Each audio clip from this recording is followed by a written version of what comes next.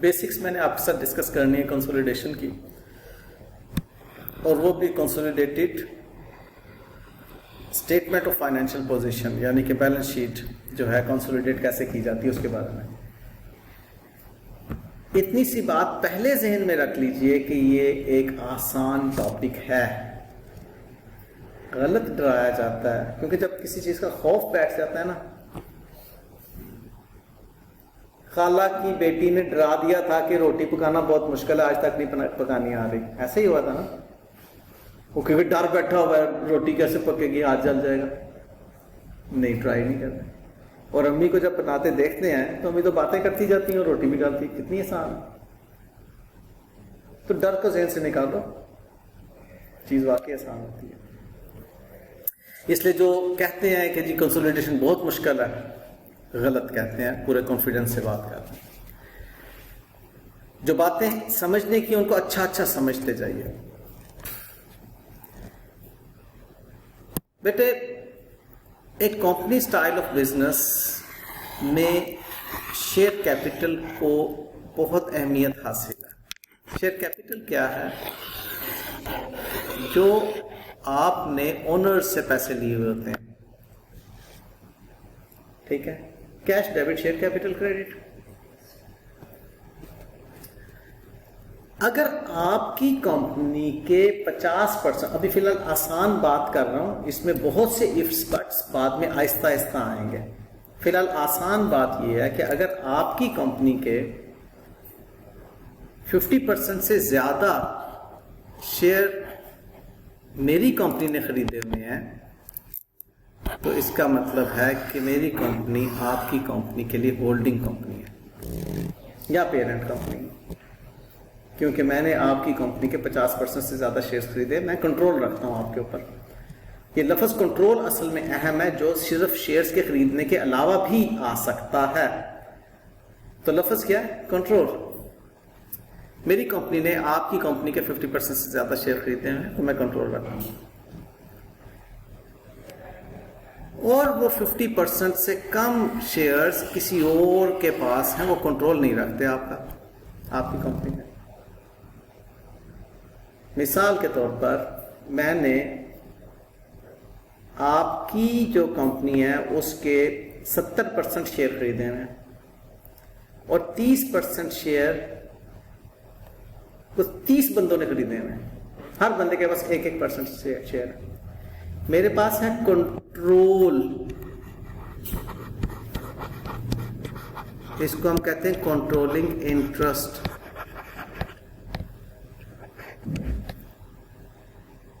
जिसके पास 50% शेयर्स हैं उसके पास कंट्रोल है, ठीक है।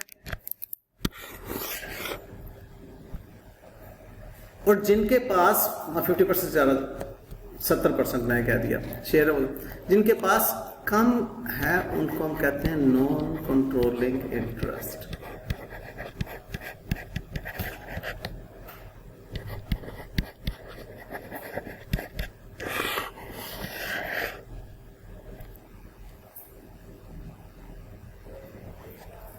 अब जिसके पास कंट्रोल होता है उसको कहते हैं पेरेंट या होल्डिंग कंपनी। तो जो होल्डिंग कंपनी होती है is required to consolidate its financial statements with the financial statements of subsidiary company. ये एक अहम नुकता है।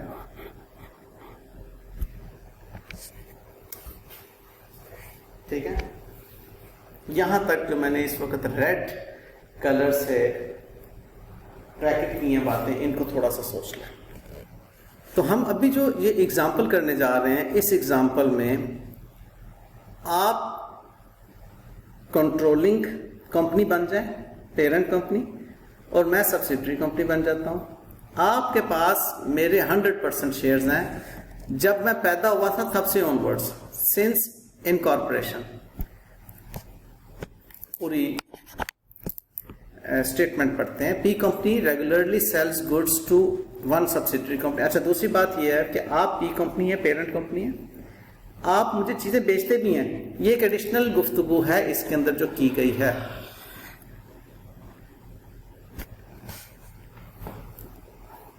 एक बात को दोबारा से समझो।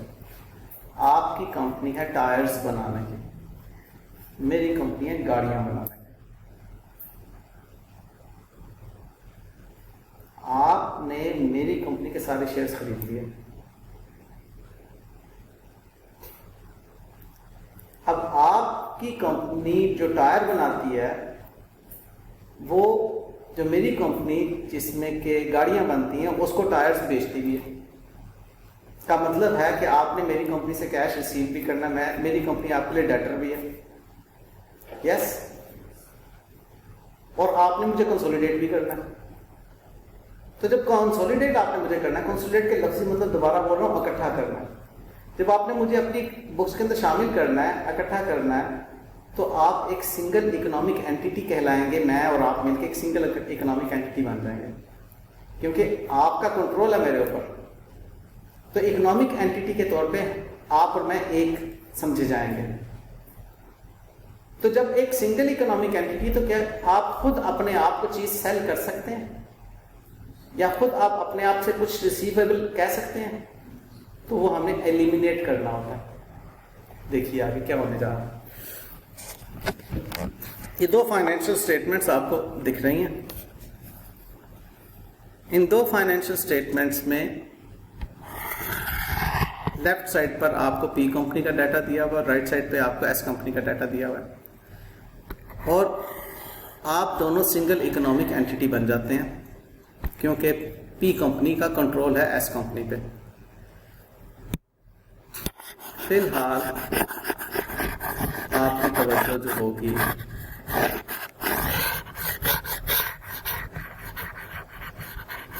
वो इंफॉर्मेशन गिवन पर होगी।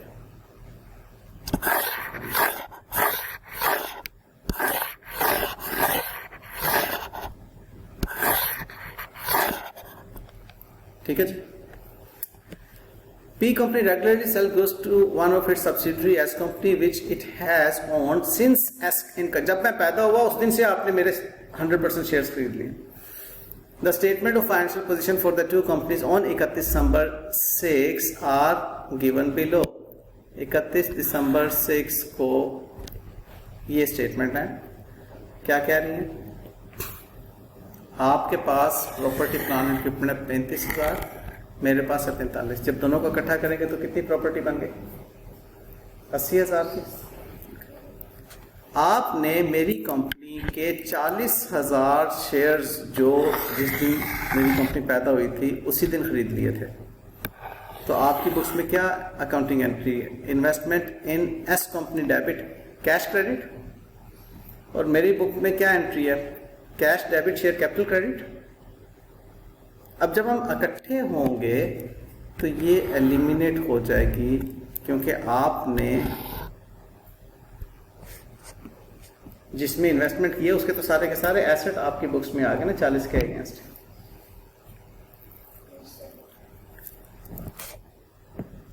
लिहाजा अगली बात की तरफ चलते हैं। इन्वेंट्री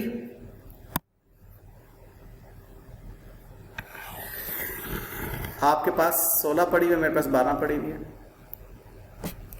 रिसीवेबल में आपने मुझसे लेने हैं 2000, मैंने आपको देने हैं 2000, इसको भी कैंसिल कर दिया जाए, क्योंकि जब सिंगल इकोनॉमिक एंटिटी हैं तो आपने खुद अपने आप से तो नहीं पैसे लेने। अदर जो हैं रिसीवेबल 6,000 और 9,000 मिलके कितने बनते हैं? जैसे property plant and equipment total किया, जैसे इन्वेंट्रीज टोटल किया, अदर्स भी टोटल कर लिया। उसके बाद कैश एंड बैंक आपके पास 1,000 का, मेरे पास 0 है। कंसोलिडेटेड कैश कितना पड़ा हुआ है? 1,000। कैपिटल आप ही का जो कैपिटल है वो ही कंसीडर होगा, क्योंकि मेरा कैपिटल तो खरीदा हुआ है आपने। रिटेन्ड अर्निंग, जब से मैं पैदा हुआ था मेरी जितनी कमाई है वो आपकी है, तो कंसोलिडेटेड रिटेन्ड अर्निंग या ग्रुप रिटेन्ड अर्निंग कितनी बन जाती है? 16 + 19, ऐसा ही है बेटा, 35। बैंक ओवरड्राफ्ट मैंने कोई बैंक ओवर आपने कोई बैंक ओवरड्राफ्ट नहीं रखा हुआ, मैंने रखा हुआ 3,000 का बैंक ओवरड्राफ्ट लायबिलिटी, टोटल कर लेंगे। और पेबल्स, अब आप काम करें जरा, एक लिखें लफ्ज लिखें कंसोलिडेटेड बैलेंस शीट, लिखें कंसोलिडेटेड बैलेंस शीट। जल्दी वाला काम करना है एब्रीविएशंस यूज करते हुए। लिखें पीपीई 80,000, बताएं 80,000 ही बनता है, 35 जमा 40 80, लिखें पीपीई 80 लिखें। उसके बाद आप लिखें इन्वेंट्री 16 + 12 28। उसके बाद रिसीवेबल्स अदर लिखें 6 + 9 15। उसके बाद कैश एट बैंक 1।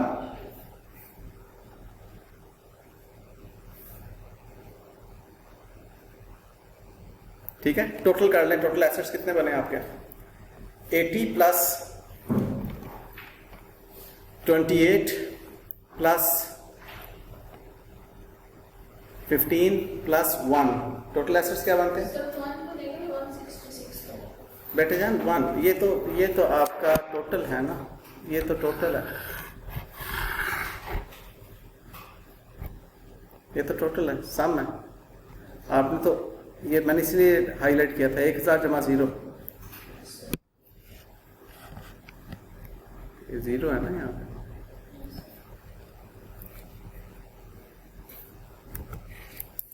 अच्छा, कैपिटल में लिखें 70,000 शेयर कैपिटल, और रिटेन्ड अर्निंग लिखें आप 35,000, रिटेन्ड अर्निंग्स 35,000।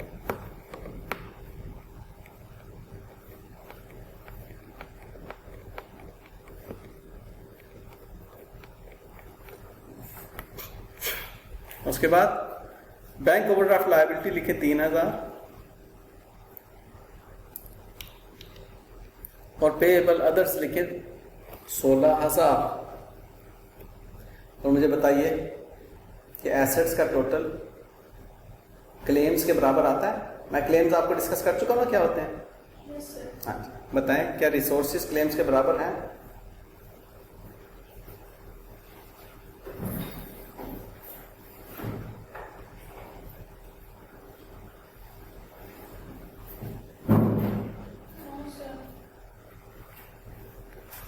आपने क्या लिखा?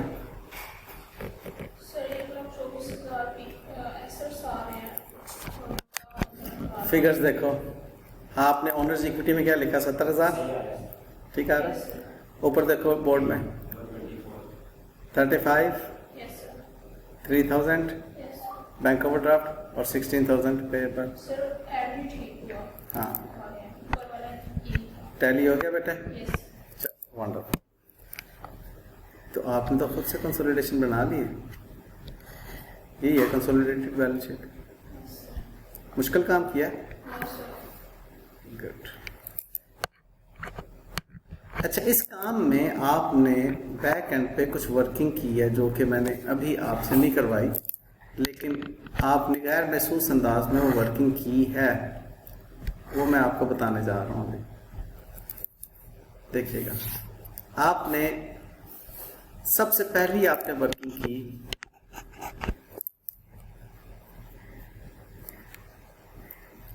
डेट्स के बारे में, ठीक है, एक्विजिशन एंड रिपोर्टिंग डेट के हवाले से।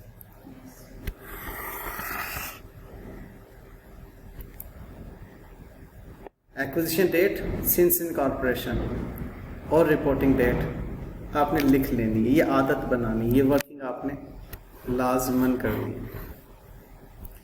दूसरी आपने वर्किंग की ग्रुप स्ट्रक्चर के लिए, कंट्रोलिंग इंटरेस्ट और नॉन कंट्रोलिंग इंटरेस्ट। आपका 100% कंट्रोलिंग इंटरेस्ट है इसमें। मैं सिर्फ बात का C% लिखता हूँ, कंट्रोलिंग परसेंट, और उधर NCI % लिखता हूँ। CI% भी बात का मैं लिखता हूँ, और मैं लफ्ज़ बोल रहा हूँ मैं लिखता हूँ। इसका आपने ये नहीं करना कि किसी और किताब में तो कुछ और लिखा हुआ था या नहीं लिखा हुआ था। तो मेरा बताने का, पढ़ाने का कुछ कॉन्सेप्ट डिफरेंट होगा, लेकिन एग्जैक्टली बुक्स के बराबर ही आपके सारे रिजल्ट्स निकलेंगे। बुक्स भी गलत नहीं बता रही होंगी, लेकिन मैंने चूंकि कॉन्सेप्ट आपको दिया कंट्रोलिंग एंड नॉन कंट्रोलिंग का, इसलिए मैं उसको कैरी करूंगा। तो आपका कंट्रोल है मेरे ऊपर, और कंट्रोलिंग इंटरेस्ट आपके पास कितना है? 100%। मेरी कंपनी में नॉन कंट्रोलिंग के पास कितना इंटरेस्ट है? 0%। एग्रीड? कर लो, ये वर्किंग है, सारी वर्किंग है, वर्किंग में कर सकते हैं। अच्छा, अब मुझे बताइए, अगर नॉन कंट्रोलिंग इंटरेस्ट 30% होता तो आपके पास कितना होता कंट्रोलिंग इंटरेस्ट? और अगर कंट्रोलिंग इंटरेस्ट 95% होता तो नॉन कंट्रोलिंग इंटरेस्ट कितना होता? 5%। ये बातें ठीक है ना? और अगर, अब मैं थोड़ी सी बात और अंदाज से करने जा रहा हूँ। एग्जामिनर कहता है कि जी सब्सिडरी कंपनी के 40,000 शेयर्स में से 32,000 आपके पास हैं, तो बताओ कंट्रोलिंग इंटरेस्ट कितना है? करो कैलकुलेट। 40,000 में से 32,000 शेयर्स आपके पास हैं, तो बताओ आपके पास कितना कंट्रोलिंग इंटरेस्ट? 80%। तो नॉन कंट्रोलिंग कितना है? नॉन कंट्रोलिंग के पास कितने शेयर्स हैं? 8,000। पकड़ सकते हो ना इसको? अब मैं बात थोड़ी सी मुश्किल अंदाज से करने जा रहा हूं। इसको लिखें, मैं जो बोल रहा हूं इसको लिखें।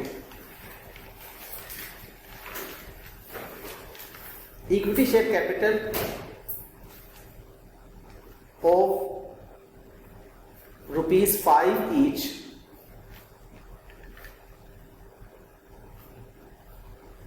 equal to ₹100,000। ठीक है? अब आप इसके नीचे लिखें, पी कंपनी एक्वायर्ड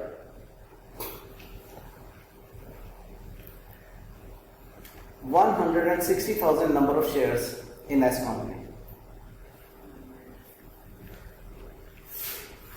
ये आपने लिखा है equity share capital of S company है। Equity share capital of S company is ₹5 per share and ₹100,000 उसका कैपिटल है, यानी कि ₹5 का एक शेयर है। एक शेयर कितने का? ₹5 का। टोटल शेयर कैपिटल कितना सी हुआ? 1,00,000 रुपया। ये मैं हूं एस कंपनी का। आपने मेरी कंपनी के 1,00,000 से 8,000 शेयर्स बाय कर लिए। 60,000 का। आपने मेरी कंपनी के 1,00,000 से 8,000 शेयर्स बाय किए हैं। बताएं कंट्रोलिंग इंटरेस्ट कितना है?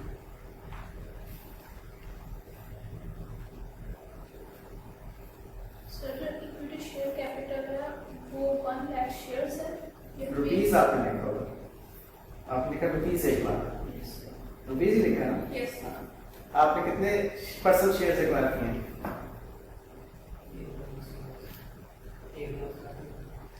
आपने 1,60,000 नंबर ऑफ शेयर एक्वायर किए। परसेंटेज में बताइए, कंट्रोलिंग परसेंटेज क्या है? 1,60,000 कैसे हो सकता? हाँ, 1,60,000 कैसे हो सकता है? 20,000 शेयर्स हैं। 20,000, अच्छा 16,000 करें आप, सॉरी 16,000 शेयर करें। मैं समझा मैंने 50% करें। 16,000 शेयर आपने किए। आई एम सॉरी, 16,000 शेयर आपने एक्वायर किए। से आपने एक्वायर किए 16,000। तो इसका मतलब अदर पे राउंड भी वो बात कर सकता है। अगर वो आपसे कहे कि आपने 70% शेयर एक्वायर किए हैं, तो आप क्या करेंगे? आप पहले नंबर ऑफ शेयर्स निकालेंगे 20 का, आप 70% लेंगे, आप कहेंगे 14,000 शेयर्स हमने एक्वायर किए हैं। तो आपको पता चल जाएगा कि नॉन कंट्रोलिंग के पास कितने नंबर ऑफ शेयर्स हैं। अब आप यहीं पर बताएं non controlling number of shares कितने? Number of shares with non controlling interest 4,000। 20,000 minus 14,000, 4,000 number of shares आ गए। ये मुश्किल कैलकुलेशन तो नहीं लगी ना? लॉजिकल कैलकुलेशन है ना? गुड, शाबाश, एक्सीलेंट। अब आप देखिए, आपने ग्रुप स्ट्रक्चर बनाना होता है। आपने कंट्रोलिंग परसेंटेज और नॉन कंट्रोलिंग परसेंटेज और बाद सूरतों में आपने यहाँ पर नंबर ऑफ शेयर्स भी वर्कआउट करना होता है।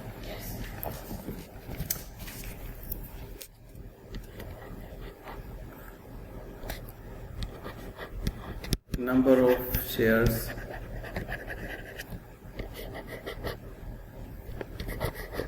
नंबर ऑफ शेयर्स आपने बात पर वर्कआउट करना है।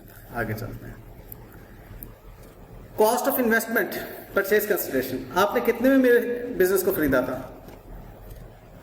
40,000 रुपये, ऐसे ही है ना? ये 40,000 में आपने खरीदा था ना मेरे बिजनेस को, आपने उस वक्त कैश दे दिया था। अगर कैश ना दिया हो तो उधार भी तो कर सकते थे, और कैश के बजाय आप कोई प्लॉट ऑफ लैंड भी दे सकते थे मुझे।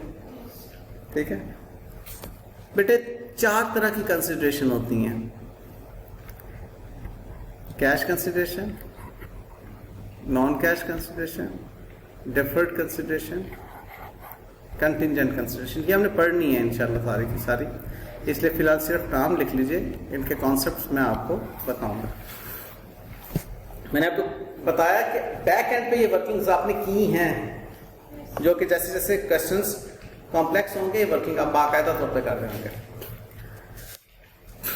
तो बुक्स ऑफ पी कंपनी, आपकी बुक में जब आप इन्वेस्टमेंट करते हैं तो आप इन्वेस्टमेंट एसेट को डेबिट करते हैं और कैश को क्रेडिट करते हैं, और अगर आपने कैश नहीं दिया तो आप अगर शेयर देते हैं तो शेयर कैपिटल को क्रेडिट करते हैं, और अगर आप उधार करते हैं तो आप कंसिडरेशन पेएबल को क्रेडिट करते हैं। ठीक बात? ये समझ आ गई आपको डेबिट एंड क्रेडिट की बात? इन्वेस्टमेंट अगर करेंगे, फॉर एग्जांपल 40,000 रुपीज इन्वेस्ट किए हैं, जो उनके शेयर्स आएंगे उसके कैपिटल को क्रेडिट करेंगे? नहीं नहीं नहीं बेटे जान, यहाँ पर जो ये शेयर कैपिटल क्रेडिट कर रहे हैं, अगर आप मुझे अपने शेयर्स दे रहे हैं तो ये वो क्रेडिट कर रहे हैं आप। अगर आप कैश मुझे दे रहे हैं तो आप कैश क्रेडिट कर रहे हैं, और अगर आप डिफर्ड कंसिडरेशन कर रहे हैं तो आप कंसिडरेशन पेएबल को क्रेडिट कर रहे हैं। कंटीजेंट की सूरत में भी आप कंसिडरेशन पेएबल को क्रेडिट करते हैं। डेबिट आप इन्वेस्टमेंट इन एस कंपनी को कर रहे होते हैं। ये अकाउंटिंग एंट्री है। आप मुझे बताओ, जरा मैं आसान करता हूँ, थोड़ा रिलैक्स होकर सुनना। आप गाड़ी खरीदते हैं, क्या एंट्री पास करते हैं?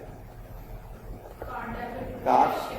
तो ये इन्वेस्टमेंट इन एस कंपनी समझो, कार आपने खरीदी है, कार डेबिट कैश क्रेडिट। अगर आप उधार करते हैं तो क्या करते हैं?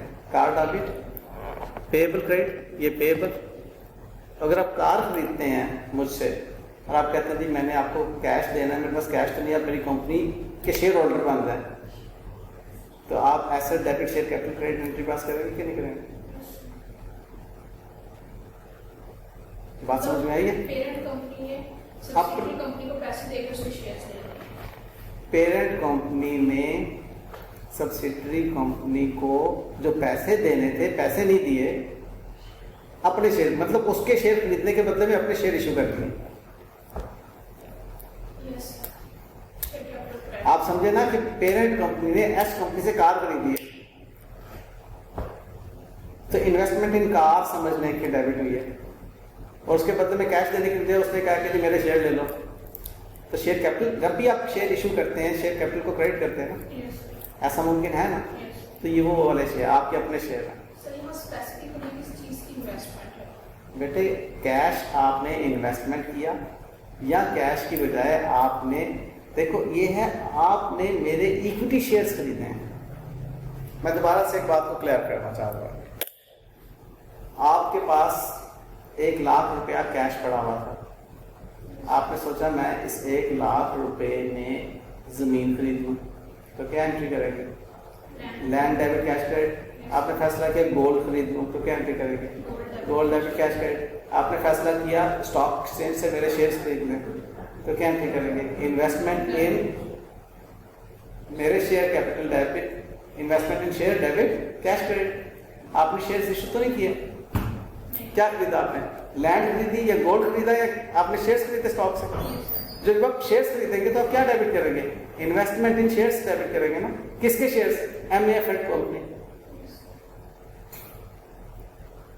या चलो एड स्किल्स के आपने शेयर्स खरीद लिए, investment in ad skills shares debit cash credit. अब आपने एड स्किल्स के शेयर्स खरीद लिए लेकिन कैश नहीं दिया, आपने उसके बदले में अपनी गाड़ी दे दी, क्या एंट्री करेंगे?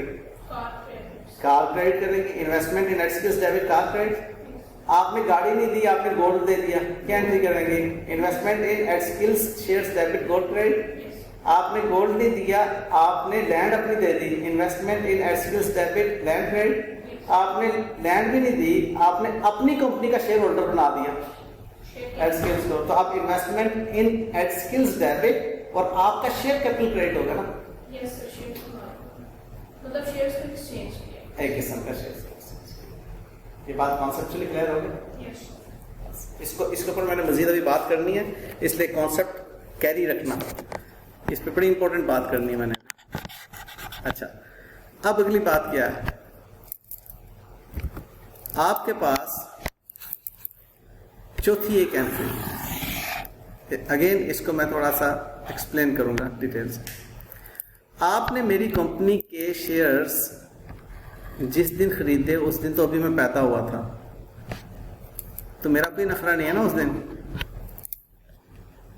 फर्ज कर लें आप अगर मेरी कंपनी के शेयर्स 2 साल के बाद खरीदते हैं, तो मैं कहता हूं कंपनी के शेयर्स 40 के हैं लेकिन मैंने बेचने 60 के हैं, तो जो ज्यादा आप देंगे वो गुडविल के दे रहे हैं ना पैसे।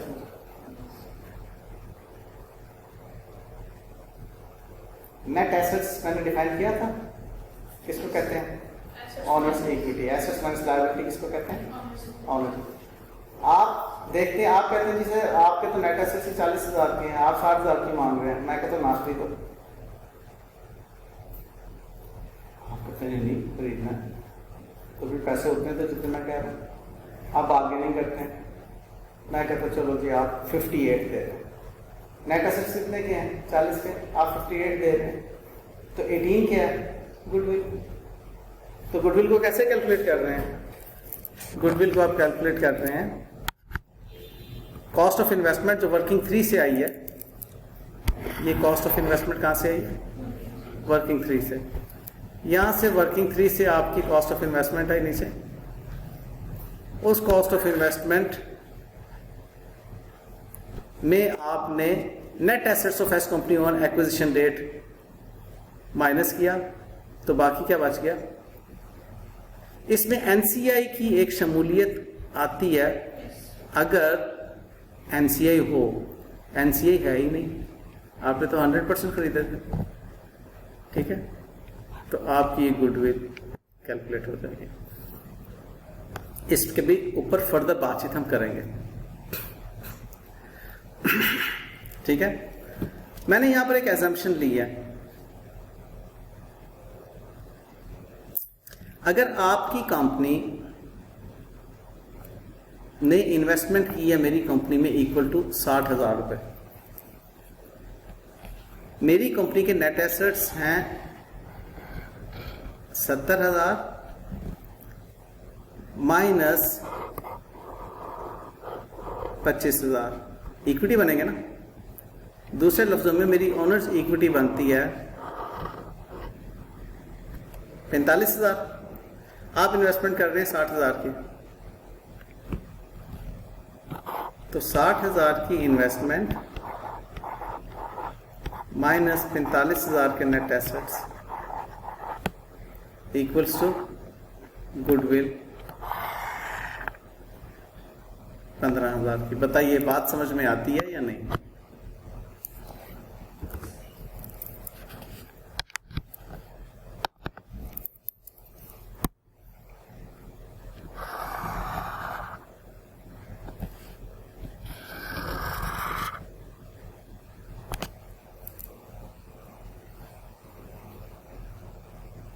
ये मैंने जस्ट एक सिनेरियो बनाया है आपको समझाने की खातिर, इसका उस सवाल से कोई ताल्लुक नहीं है।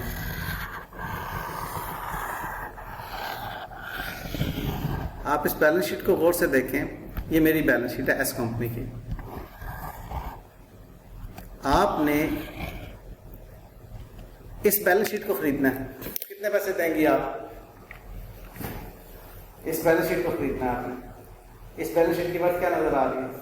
70,000 के तो एसेट है, लायबिलिटीज नहीं आपके ऊपर पड़ेंगे। अगर आप इस बिजनेस को खरीदेंगे 70,000 के तो एसेट है, तो आपको 25,000 की लायबिलिटी भी तो पे करनी पड़ेगी ना। तो 45 की नेटवर्थ को आप कितने में खरीद रही हैं? 60 में,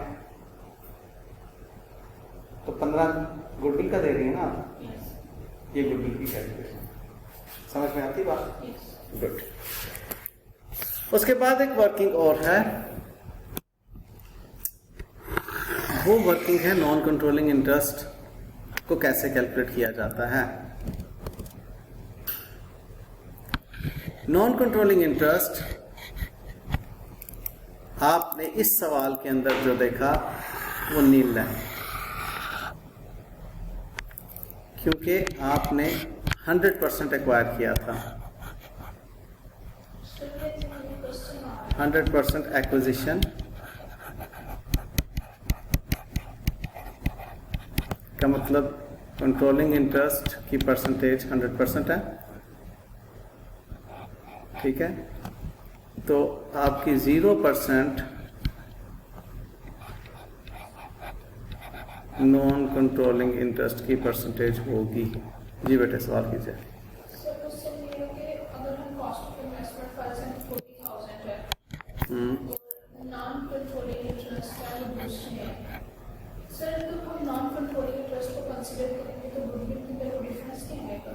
वो आएगा अगर नॉन कंट्रोलिंग, हाँ आएगा, वो हम देखेंगे, उसको कैलकुलेट करेंगे। अच्छा सवाल है, तो जब आएगा उस वक्त हम देखेंगे जरूर, और इसकी बहुत इंपॉर्टेंट वर्किंग है जो कि मैं आपसे डिस्कस करूँगा। अच्छा जी, उसके बाद हम क्या करते हैं, एक और वर्किंग करते हैं, हम ग्रुप रिटेन्ड अर्निंग्स कैलकुलेट करते हैं। Group retained earnings, non controlling interest भी हमने जो कैलकुलेट किया on reporting date RD calculate किया, और ग्रुप रिटेन्ड अर्निंग्स भी हम कैलकुलेट करते हैं ऑन रिपोर्टिंग डेट, ठीक है जी।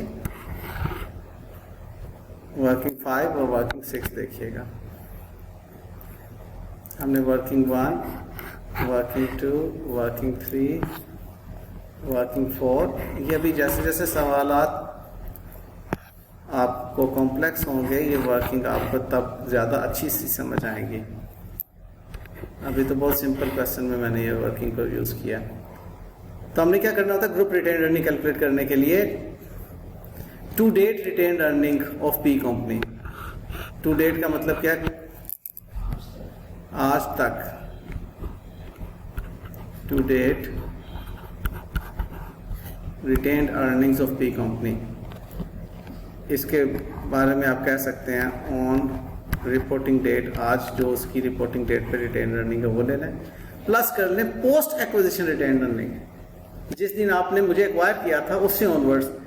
इस केस में मेरी पैदाइश पर ही आपने मुझे एक्वायर कर लिया था, तो मेरी सारी की सारी रिटेन्ड अर्निंग आपकी रिटेन्ड अर्निंग है। इसका मतलब कॉम्प्लेक्सिटी आएगी जहां पर आपने मुझे कोई 2 साल पहले एक्वायर किया होगा, तो पिछले 2 साल की रिटेन्ड अर्निंग में आपका हक है। कितना हक है, जितनी परसेंटेज ऑफ कंट्रोल है उतना हक है। तो इधर चूंकि 100% था तो 100% आपका हक है। लो बेटे जान, ये चंद एक वर्किंग्स को समझने के बाद अब आगे चलते हैं। Example number 2। अच्छा, आई गेस आपका टाइम भी क्लास का हो गया। आप ये कीजिएगा, अब आपने ये कुछ होमवर्क के तौर पे आपको मैं चीज़ें दूंगा इस शीट में, ये आपने खुद से करनी होगी। एग्जाम्पल नंबर 2 आप खुद से सॉल्व करेंगे और हम इंशाल्लाह इसको अच्छा सा डिस्कस करेंगे। Okay, thank you.